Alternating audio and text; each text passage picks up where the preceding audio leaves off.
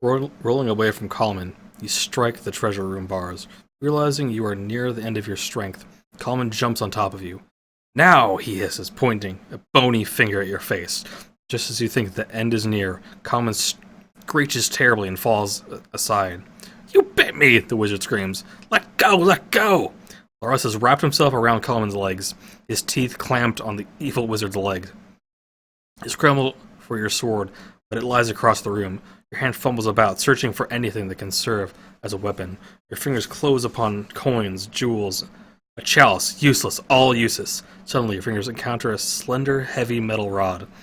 The rod grows warm as soon as you touch it, and as you bring it forward, you see that the rod glows a pale green. Calm's eyes open wide as he grows pale. Horror spreads over his face. He cringes, hands held before him, trying to escape the rod. His mouth moves, but no words come out.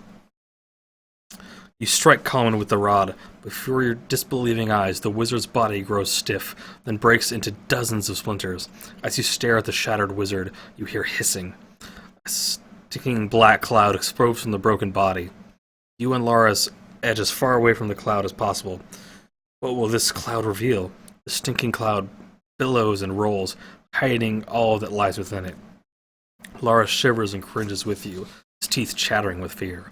A horrible, ear-splitting, heart-stopping screech assaults your ears as an inhuman head pokes out of the cloud. It glares at you. It is the ugliest head you have ever seen. It looks like a chicken, but it has no feathers. The eyes are large and lidless. A large curved beak snaps open and shut. Eyes turn back and forth, a bright red eye studying the details of the room. You start to move slowly toward your sword.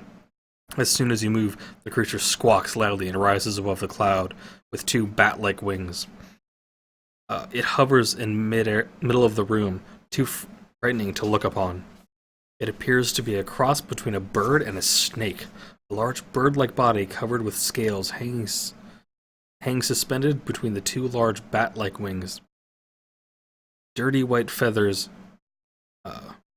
down covers its shoulders, and there are razor-sharp talons on each of its four legs. The creature beats its wings upon the air, uncertain at first, then stronger at every flap. Karak, the halfling speaks. We'd better do something, or that chicken thing is going to eat us. You edge towards your sword. Screeching wildly, the creature dives at you. You slash out with the rod, which no longer glows, and strike it on one of the wings. As it swoops by, the sharp talons rip at your clothing. The creature swoops and dives a bat-like burst of speed. You grow dizzy, following its flight. Finally, the creature dives straight for you, driving its clawed foot deep into your shoulder. It slashes once, then twice, and circles the room. Then its great wings beating, it flies down the black corridor. You collapse to the ground, bleeding. Loras rushes to your side and gently cradles your head. Ripping cloth from his shirt, he presses it against your wound. He feels your shoulder gently to see what damage the creature did. You were lucky, Karak. It didn't get your face. Well, you have an interesting scar, that's for sure. Do you think you can get up? That screechy chicken might come back, and I don't want to be here. Although your head spins and your body aches, you struggle to your feet. As you rise, the metal rod tumbles to the ground. Thank heavens for that magic stick, Loras says. He would be clawing along some corridor right now, if it were not for that wand, you say. I don't know what it was, but I'm sure glad we found it.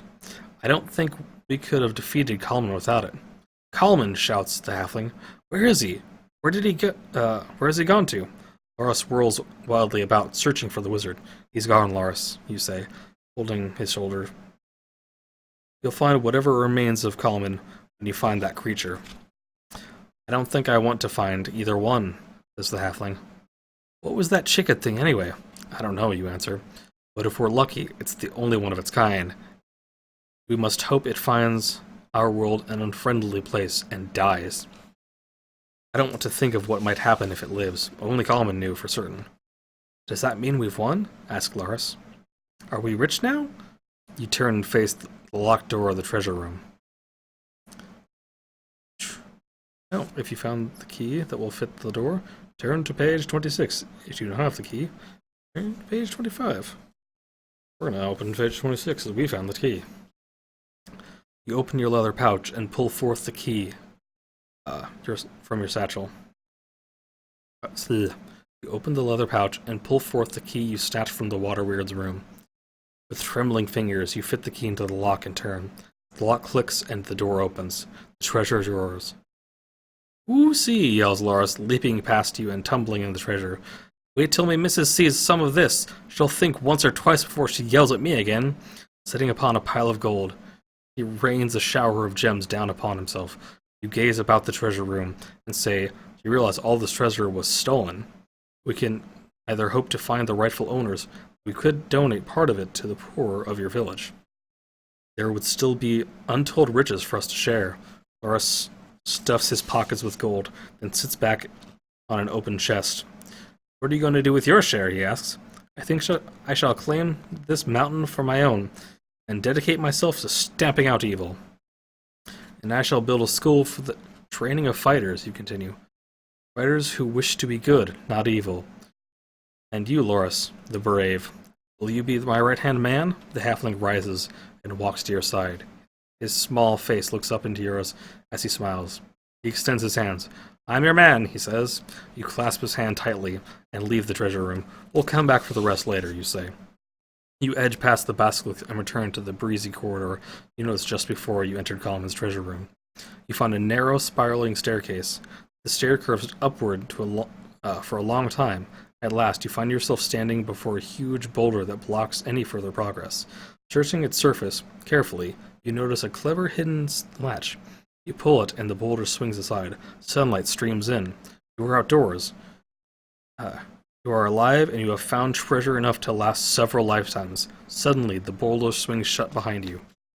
You turn around and see nothing but the smooth face of the mountain. But you are not dismayed. You know, when you both return, you will find the entrance and enter the dungeon again, this time as the owners. The end.